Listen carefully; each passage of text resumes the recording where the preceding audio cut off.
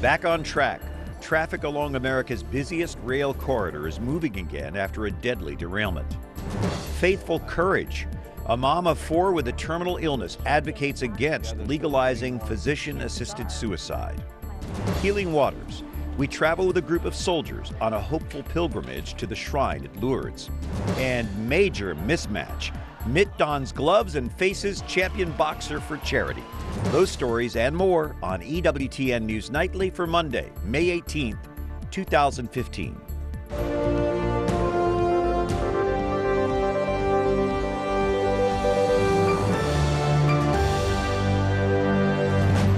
Good evening. Thank you for joining us. I'm Brian Patrick with your news now. An Amtrak train left Philadelphia for New York this morning, the first time in nearly a week. Full Northeast Corridor service is finally restored after last week's deadly crash. Investigators still don't know what caused the derailment. Jason Calvi reports. A little less than a week after a train derailed in Philadelphia, killing 8 people and injuring more than 200 others, Amtrak resumes service along the Northeast Corridor for thousands of commuters between Philadelphia and New York. Amtrak spent the weekend installing new speed controls on the curved section of track where train 188 derailed. Investigators still don't know why the engineer apparently accelerated to 106 miles per hour ahead of a 50-mile-per-hour curve. But it may have something to do with this crack in the windshield. We have asked the FBI to come in and provide their technical expertise on identifying this mark on the windshield. The FBI will help determine whether the windshield was cracked before the train crashed, perhaps hit by some kind of projectile, like this Amtrak train was. It was just 20 minutes ahead of train 188. We heard a really large, really loud slamming or banging sound, and so we were all obviously very alarmed. We spoke to a conductor, and they told us that it was likely a rock or some sort of debris or something that had hit the train. The same thing happened to a regional train. Indeed, the SEPTA engineer did report to dispatch that he had been struck by something, but there was nothing at all from the Amtrak engineer to dispatch to say that his train had been struck. The NTSB says engineer Brandon Bastian has been cooperative, but his lawyer says he doesn't remember much, having suffered a concussion in the crash. Today, attorneys for 4 of the injured passengers announced lawsuits against Amtrak. The journey began right here at DC's Union Station. 20 passengers are still in the hospital, 5 in critical condition. Brian? Jason Calvi at Union Station, thank you. A service was held Sunday for those impacted by the deadly derailment.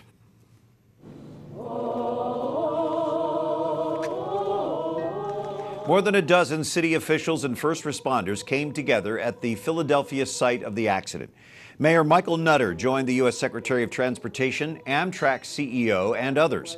Father Tom Higgins of the Archdiocese of Philadelphia, as well as a rabbi, led prayers, and doves were released in memory of the 8 victims who died in the crash. Some of the other stories our EWTN News Nightly team has been covering in today's world. Nearly 200 people are arrested in Waco, Texas, following a deadly shootout between rival motorcycle gangs. Waco police say the Texas Alcoholic Beverage Commission closed the restaurant where it happened. The gunfire broke out Sunday after a dispute in a bathroom that moved into the parking lot. Police say 9 people were killed and 18 bikers were wounded. Charges filed include engaging in organized crime. The restaurant will remain closed for at least a week. Islamic State militants likely killed up to 500 Iraqi civilians and soldiers as they captured the Iraqi city of Ramadi. The extremists went door to door looking for police officers and pro-government tribesmen. The fall of Ramadi is a stunning defeat for Iraq's security forces and military. Troops fled the city despite support from U.S.-led airstrikes. The White House calls this a setback, but had no comment on any possible change in U.S. strategy. A physician-assisted suicide bill works its way through the California legislature. It's now in a Senate Appropriations Committee. Senate Bill 128 would allow adults with a terminal disease to request life-ending medication. A California mom of 4 battling a terminal illness shares her story, hoping to stop the bill from becoming law. I have scleroderma. It affects my internal organs. It's caused my lungs to start to harden, and it basically turns into scar tissue, so they can't expand and I can't get the proper amount of air in or out. This video is produced by the Los Angeles Archdiocese. In it, Packer says a suicidal person needs proper tools to cope with their circumstances. We are blessed to have Stephanie Packer joining us by Skype from Orange, California. Stephanie, you've been living with scleroderma for about 3 years. What motivates you to speak out against this bill now before the California legislature? Well, my children, first of all, I'd like to set an example for them that when things get difficult, that you don't just stop going, that you have to press forward and fight for what's right. And also, I'd like to make sure that this side of the story is heard, that patients are heard. Legalizing assisted suicide by physicians, does that hurt people with terminal illness, do you think? Absolutely. We're already so concerned and overwhelmed with what's coming, the next day with our disease. And this just adds to the ability to let the fears consume you. It's the easy out that people are desperate for. And it adds pressure. It must take great faith to deal with this disease and so courageously speak out against this kind of legislation. How has your faith developed over the course of your journey with this disease? It's been quite beautiful, actually. My faith community and along with my pastor, they've just been so supportive and really helped me to go deeper into my faith and trust that God's in control of all of this. And he's been so faithful just to show the blessings throughout our entire journey with this illness. You have 4 beautiful children. How are they dealing with this? Surprisingly well. They adapt. Kids learn, and my husband and I do our best to make things normal, as much as we can. And they're used to my condition, they're used to my limitations, and we're very open with them about everything that's going on. So they're not surprised by things when things change because of my condition. So they know what to expect. They're not afraid of it. And finally, what message would you have for those with terminal illness and their families? That there's so much more available out there for them that this bill is not talking about. There's treatments, there's help, there's palliative care out there that is absolutely able to help them with their diseases, with their pain, with everything that they're afraid of with their disease. And they just need to know how to ask for it. Stephanie Packer, our prayers are with you and your family. Thank you so much for sharing your journey with us. Thank you for your time. I appreciate it. And Pope Francis canonizes 2 nuns who lived in what was 19th century Palestine. Sisters Miriam Bawardi and Marie Alphonsine Gaddis were among 4 nuns who were confirmed saints Sunday at a Mass at St. Peter's Square. Palestinian President Mahmoud Abbas and an estimated 2,000 pilgrims from that region attended these canonizations. They are the first saints from the Holy Land since the early years of Christianity. The Church says these new saints are a sign of hope and encouragement for the Mideast. Violent persecution and discrimination are driving many Christians from the land where Christ once walked the earth. Pope Francis praises Palestinian President Abbas as an angel of peace during a weekend meeting at the Vatican. His compliment came during the traditional exchange of gifts at the end of an official audience in the Apostolic Palace. A bishop from the Holy Land in Rome for the canonization says the reference is an invitation to all political leaders. I believe that the Pope has the right to invite any person to become angel of peace. Also Mahmoud Abbas, also Netanyahu, also Rivlin, also the Prime Minister of Italy, any politician should be an angel of peace. Abbas's visit comes days after the Vatican finalized a treaty with the state of Palestine. The treaty made explicit its long-standing recognition of Palestinian statehood. During his 2014 visit to Israel and the West Bank, Francis called Abbas and Israeli President Shimon Peres men of peace. Well, the grotto at Lourdes, where Mary appeared to St. Bernadette, attracts millions of pilgrims. Catherine Szeltner shares the story of one special group of those seeking the healing waters. Brian, the Lourdes Shrine has investigated over 7,000 cases of reported miracles through the years. And this past weekend, some U.S. military members got the chance to visit the popular pilgrimage destination. Soldiers marching in line, but this time to a place filled with peace. Since 1946, soldiers from 35 nations have traveled to Lourdes each May to pray for healing. As the world marks 70 years since the end of World War II, a group of U.S. military visited the shrine this past weekend, thanks to the Archdiocese for the Military Services and the Knights of Columbus. My greatest hope for this pilgrimage is that it be a time of healing. Lourdes is a place where healing occurs. Soldiers prayed the Stations of the Cross, visited the shrine, and some of the soldiers hoped for physical healing. If I had to do it all over again, I would do it all over again. Paul McQuigg nearly lost his life in Iraq.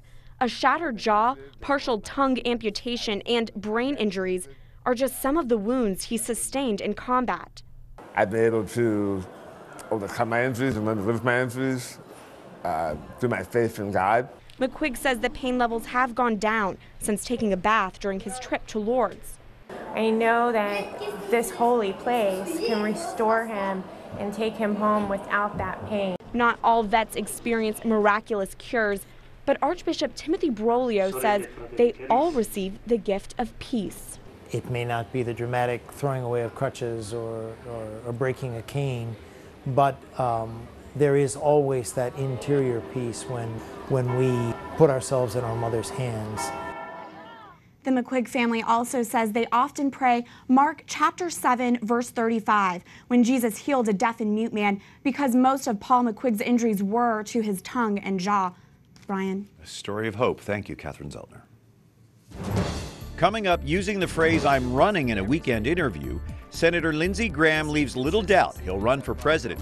And Mitt Romney was running away from Evander Holyfield, putting up very little fight in this weekend match for charity.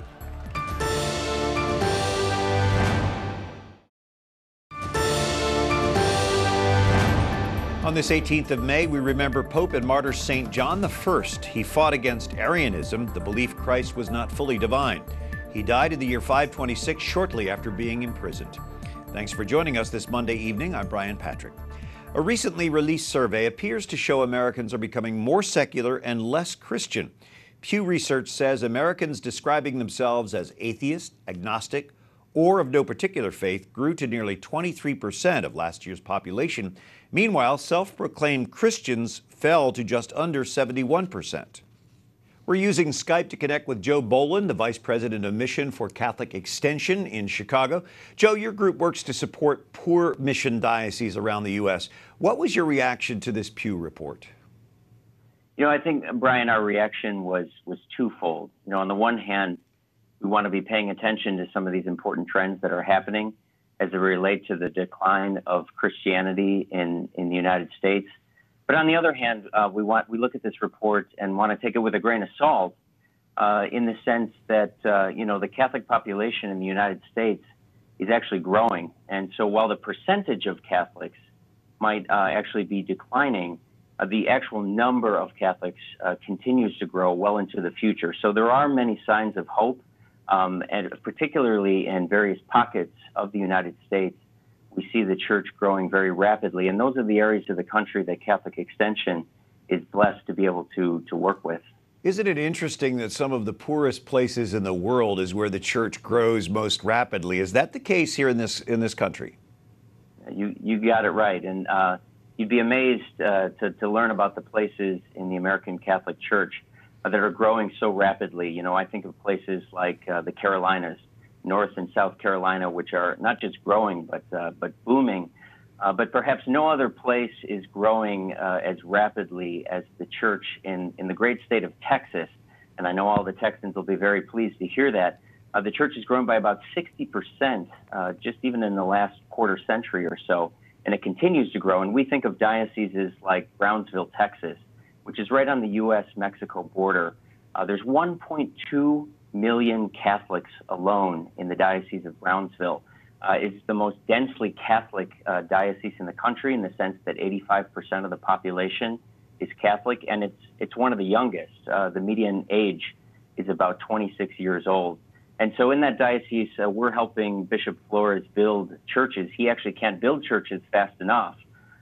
In fact, he said the other day that he could build 5 churches as soon as he had the funding. And so that's a really exciting area of the Catholic Church here in the United States for us to be connected with.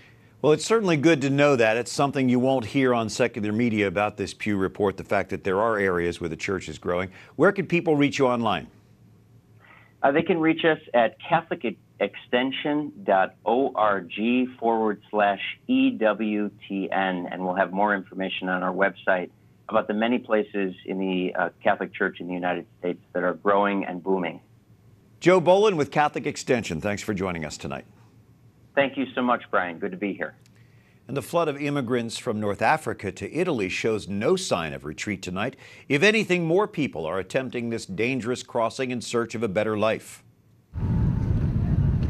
They arrive on the shores of Italy, Eritreans, Ethiopians, Sudanese, Syrians, and others trying to escape war, oppression, and poverty.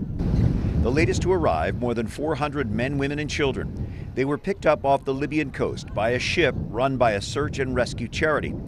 This Syrian teacher's odyssey began 4 years ago and isn't over yet. I went to Libya to get away from the war in Syria, he tells me, and then war broke out in Libya. My brother had a car workshop in Benghazi, but it was robbed. We lost everything. He hopes to join relatives in Germany. This 28-year-old Eritrean fled his country to avoid open-ended military service.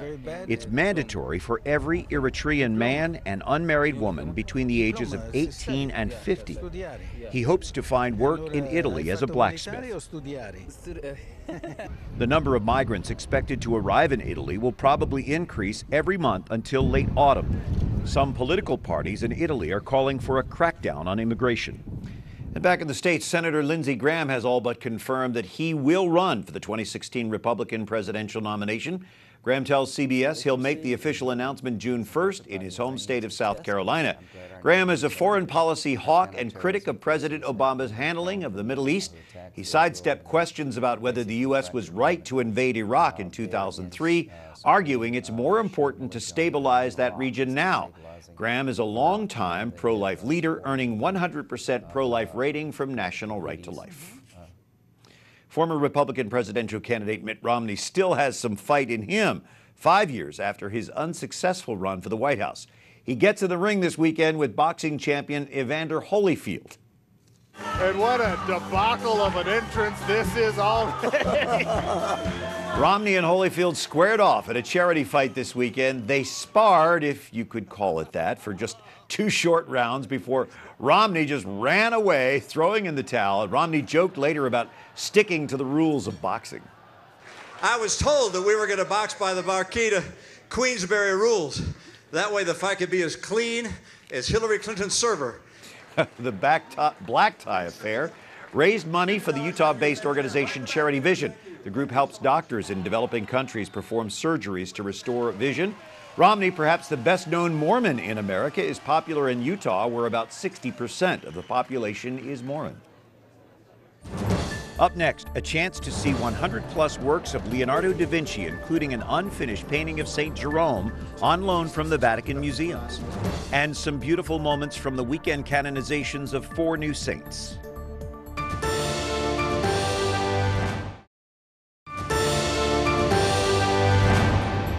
Happy birthday, St. John Paul II, born on this date, May the 18th, Wadowice, Poland. That was 95 years ago. St. John Paul II. Pray for us. Thank you for joining us on this Monday evening. I'm Brian Petri. The appeals process must now run its course, perhaps taking years, possibly decades, for Boston Marathon bomber Dzhokhar Tsarnaev. The next step is formally imposing the death sentence, which the jury did pronounce on Friday. Survivors and Tsarnaev will then have the chance to speak. One survivor who favors the death penalty says she now has mixed emotions. I thought that I would be happy. I thought I would be incredibly joyful, and it was extremely somber.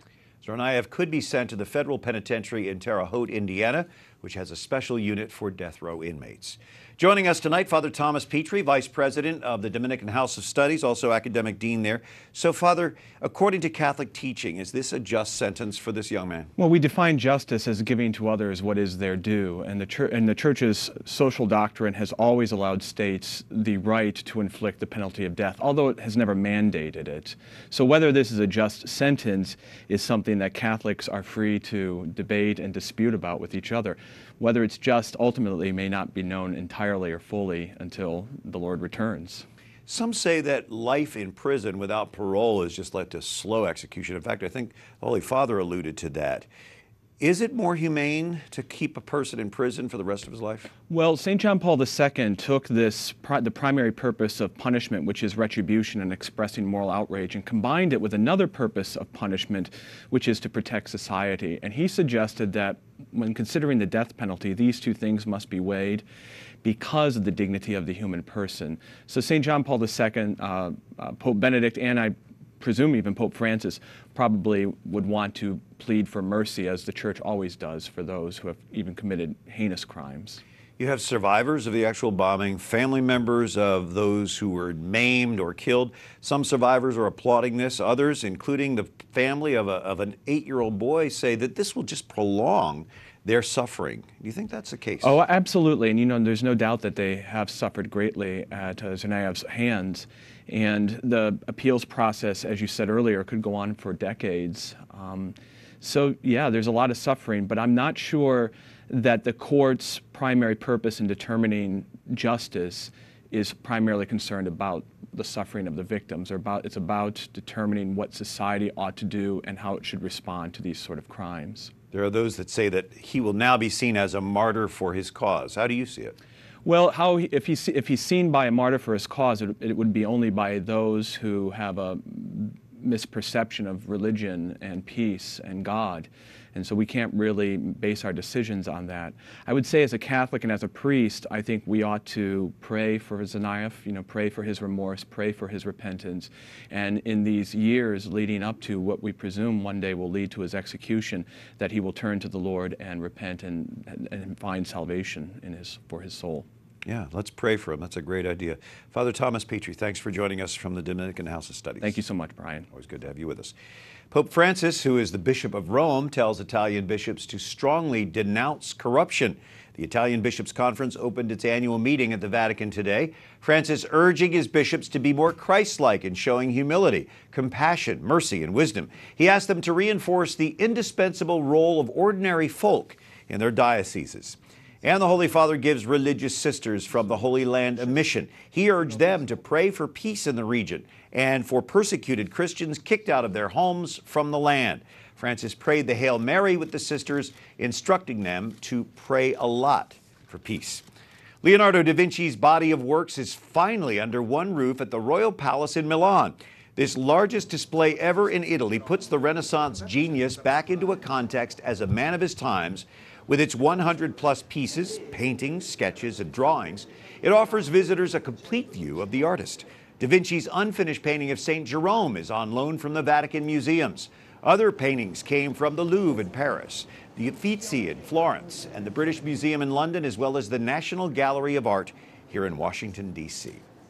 Well, until tomorrow, for the EWTN News Nightly team, I'm Brian Patrick. As we leave you tonight, let's revisit the beautiful canonization Mass in St. Peter's Square over the weekend.